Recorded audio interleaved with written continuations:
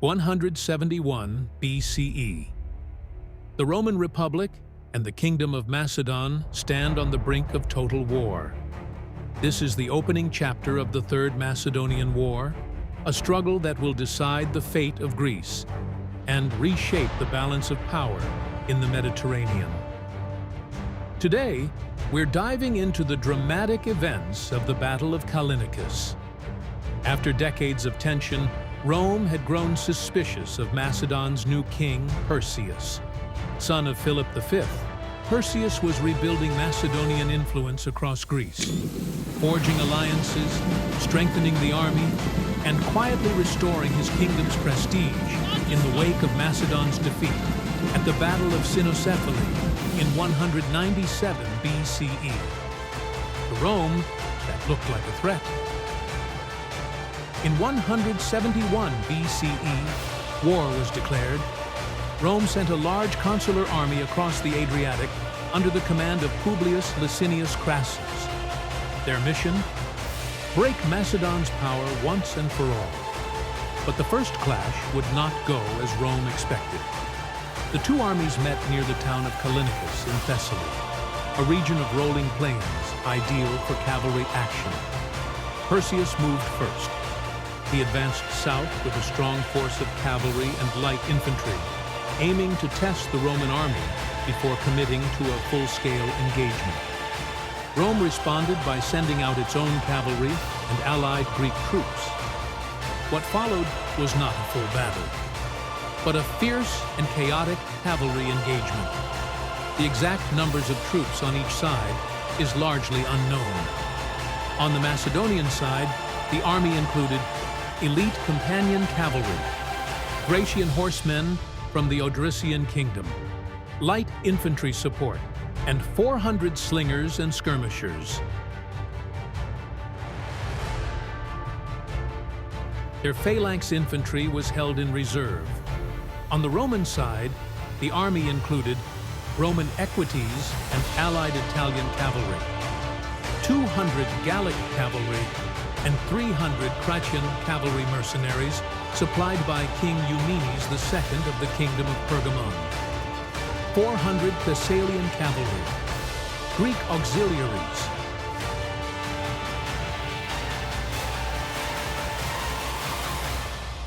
Roman skirmishers, and light infantry. The Roman heavy infantry was held in reserve. Crucially, the Macedonian cavalry was well-trained, cohesive, and commanded directly by Perseus himself. The Roman cavalry, less coordinated, and facing a commander eager to prove himself.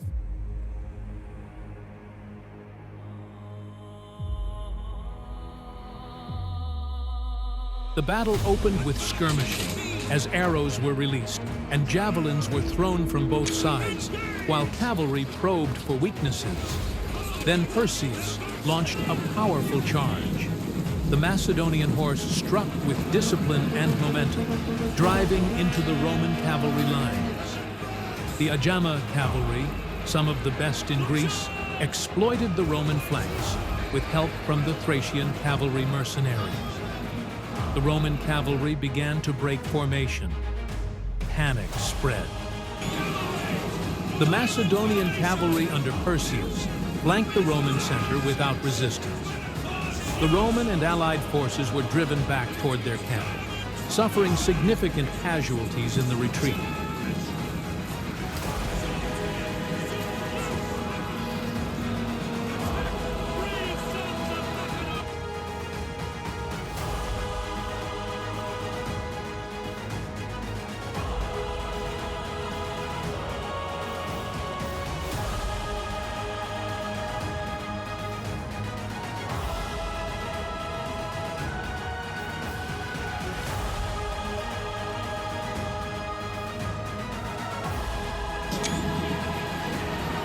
Rome's Thessalian cavalry fought to cover the retreat by holding off Macedon.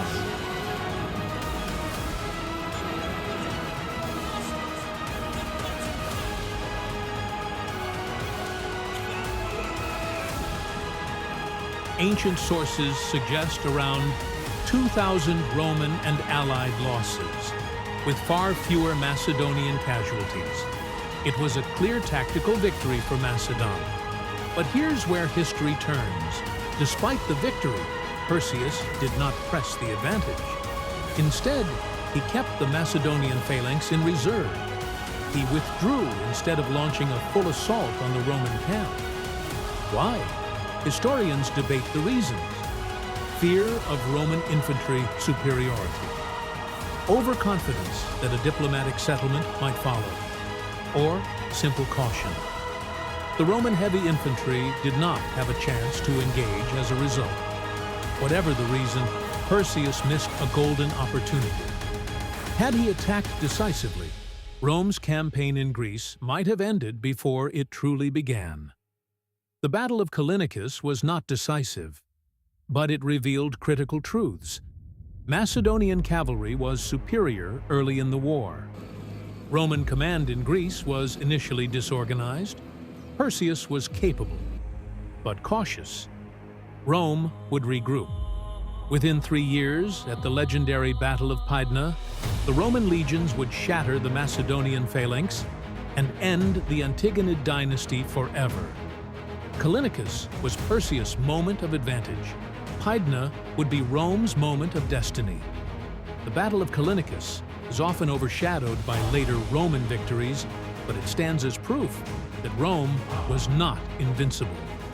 In 171 BCE, on the plains of Thessaly, Macedon struck first and struck hard. But in war, momentum means nothing without decisive action. And Perseus hesitated. History rarely forgives hesitation. If you enjoyed this deep dive into ancient warfare, make sure to like, subscribe, and join us as we continue exploring the battles that shaped the ancient world.